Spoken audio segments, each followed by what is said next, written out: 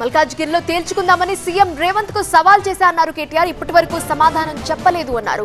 9 నుండి 12 ఎంపీ సీట్లు బీఆర్ఎస్ గెలుస్తుంది అన్నారు. కాంగ్రెస్ ప్రభుత్వంపై ప్రజల్లో వ్యతిరేకత ఉందని తెలిపారు.